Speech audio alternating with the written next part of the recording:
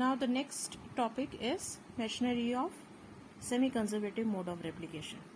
तो सबसे पहला जो प्रोसेस होता है रेप्लिकेशन प्रोसेस में वो है अनवाइंडिंग ऑफ डीएनए. अनवाइंडिंग का मतलब होता है डीएनए डबल हेलिक्स का खुलना. हम सभी जानते हैं कि डीएनए डबल हेलिकल स्ट्रक्चर होता है. तो वो डबल हेलिकल स्ट्रक्चर एक दूसरे से जुड़े होते हैं. हाइड्रोजन बॉन्ड्स होता है, फॉस्फोडाइस्टर बॉन्ड होता है, ठीक है, और शुगर और बेसिस के बीच में ग्लाइकोसाइडिक बॉन्ड होता है. तो इतने सारे बॉन्ड्स जुड़े रहते हैं डीएनए डबल हेलिकल स्ट्रक्चर में. और जो बहुत इंपॉर्टेंट बॉन्ड होता है वो है हाइड्रोजन बॉन्ड और फॉस्फोडाइस्टर बॉन्ड, जो इस हेलिकल स्ट्रक्चर को मेंटेन करता है. तो अनवाइंडिंग का मतलब होता है कि डीएनए खुल रहा है, डीएनए को खोलना है. बिकॉज जब तक डीएनए खुलेगा नहीं, रेप्लिकेशन प्रोसेस आगे नहीं बढ़ेगा. So the very first process is unwinding of DNA.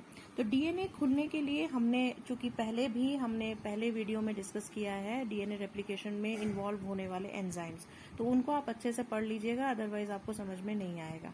तो जो पहला एंजाइम है जो डीएनए अनवाइंडिंग में मदद करता है वो है हेलिकेज एंजाइम. तो जैसे कि मैंने यहाँ एक लैडर शेप का डीएनए बनाया है just to make you understand, because हमेशा हम डबल हेलिकल स्ट्रक्चर नहीं बनाएंगे. हम एक सिंपल एक लैडर शेप का डीएनए बनाएंगे. तो ये लैडर शेप का मैंने डीएनए बनाया है और आप देख सकते हैं हाइड्रोजन बॉन्ड से ये डीएनए जुड़ा हुआ है. बट जब हेलिकेज एंजाइम ऐड होता है तो जहां हेलिकेज एंजाइम जुड़ा है वहां से डीएनए खुलना चालू होता है. और जब डीएनए खुल जाता है तो ये पोर्शंस को हम टेम्पलेट कहते हैं. यानी जब डीएनए खुलता है तो सिंगल स्ट्रैंडर्ड पोर्शंस को हम टेम्पलेट कहते हैं. Okay, so when DNA unwinding takes place, so this single stranded portion is known as template. This is also a template, this is also a template, but this portion won't be called as template. इस portion को template नहीं बोलेंगे क्योंकि ये अभी भी hydrogen bond से जुड़े हैं. सिर्फ उसी पोर्शन को टेम्पलेट बोला जाता है जिनमें हाइड्रोजन बॉन्ड टूट चुका है. सो हेलिकेज एंजाइम ने डीएनए को द हाइड्रोजन बॉन्ड्स टूटे हैं और डीएनए सिंगल स्टैंडर्ड टेम्पलेट में कन्वर्ट हो गया है. इसके बाद हेलिकेज एंजाइम आगे बढ़ता है, मतलब बाकी के एरियाज को वो अनवाइंड करता है.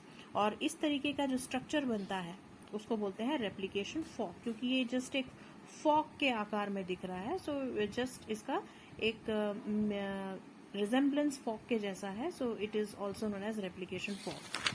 अब हम देखेंगे कि रेप्लिकेशन जो है, डीएनए रेप्लिकेशन एक स्पेसिफिक प्लेस में होता है. यानी अभी अभी मैंने कुछ देर पहले बात की कि हेलिकेज एंजाइम डीएनए में जुड़ेगा. तो क्या हेलिकेज एंजाइम कहीं भी जुड़ जाएगा डीएनए में? नहीं. डीएनए में एक स्पेसिफिक रीजन्स होते हैं. हमारे डीएनए में छोटे छोटे एक स्पेसिफिक रीजन्स होते हैं. उन रीजन्स को बोलते हैं ORI, जिसको हम एक्सपैंड करते हैं ओरिजिन ऑफ रेप्लिकेशन में. तो ORI एक स्पेसिफिक रीजन होता है डीएनए में जिस पर्टिकुलर लोकेशन में हेलिकेज एंजाइम ऐड होगा. याद रखिएगा, हेलिकेज एंजाइम कहीं से भी डीएनए को नहीं खुलेगा. हेलिकेज एंजाइम ORI रीजन में ही अटैच होगा और वहीं से एग्जैक्टली वहीं से रेप्लिकेशन स्टार्ट होगा. ठीक है, तो helicase enzyme attaches to the ORI and begins the unwinding process और अनकॉइलिंग प्रोसेस.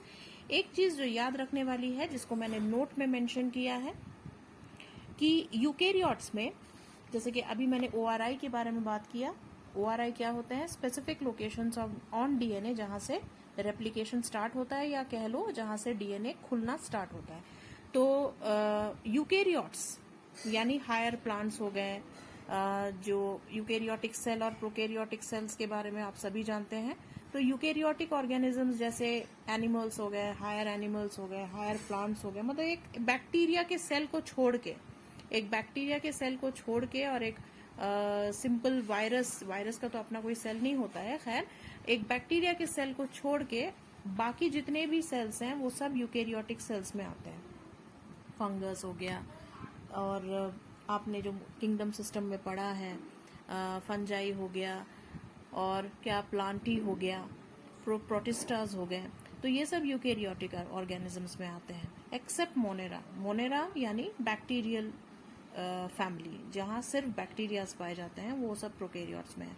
तो यूकेरियोट्स में ORI बहुत सारे होते हैं. यूकेरियोटिक डीएनए में मल्टीपल ORIs होते हैं.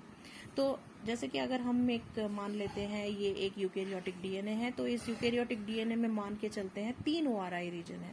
तो ऑब्वियस सी बात है यहाँ 3 हेलिकेज एंजाइम इकट्ठे जुड़ेंगे और ये हेलिकेज एंजाइम जब उन ओआरआई रीजन को खोलेगा तो वो डीएनए एग्जैक्टली कुछ इस तरीके का दिखेगा।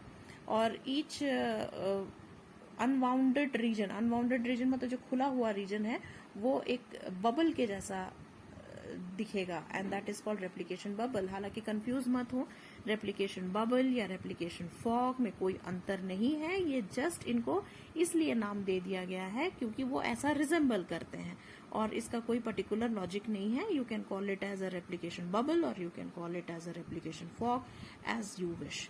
नाउ जैसे कि हम देख रहे हैं ये आप रेप्लिकेशन बबल को चाहे आप ऐसे दिखाओ चाहे आप ऐसे दिखाओ, इट डजंट मैटर। तो बात क्या है कि यूकेरियोट में ओआरआईज बहुत सारे होते हैं, बट प्रोकैरियोट जैसे कि हमने कहा मोनेरा जो बैक्टीरियाज होते हैं उनमें एक ही ओआरआई होता है, they have only one ORI region. क्योंकि और एक चीज आपको याद बता दूं कि बैक्टीरियाज के जो डीएनए होते हैं वो सर्कुलर होती है, हमारे डीएनए लीनियर होती है। यूकेरियोट्स के डीएनए लीनियर होते हैं, लीनियर यानी इनके जो एंड्स हैं ये फ्री होते हैं, बट एक बैक्टीरिया का डीएनए हमेशा गोल होता है, सर्कुलर होता है, यानी जो एंड्स हैं, जो टर्मिनल एंड्स आप देख रहे हो 5 प्राइम 3 प्राइम, ये जुड़े रहते हैं। तो एक बैक्टीरिया में ओआरआई सिर्फ एक ही होता है, बैक्टीरिया में ओआरआई सिर्फ एक ही होता है, या कह लो प्रोकैरियोट्स में ओआरआई सिर्फ एक ही होता है, बट यूकेरियोट्स में ओआरआई एक से ज्यादा होता है। ये फर्स्ट पॉइंट जो है नोट में आप याद रखिएगा। सेकेंड जो चीज नोट में मेंशन किया है मैंने वो ये है कि यूकेरियोट्स में रेप्लिकेशन यूनिडायरेक्शनल होता है। यूनिडायरेक्शनल मतलब एक ही दिशा में रेप्लिकेशन होता है और वो दिशा क्या है 5 to 3 प्राइम। ठीक है, डीएनए आप जानते हो डीएनए की पोलैरिटी 5 to 3 है और दूसरी स्ट्रैंड की पोलैरिटी 3 to 5 है, यानी एंटी पैरेलल है। ये दोनों स्ट्रैंड एक दूसरे के विपरीत जाते हैं।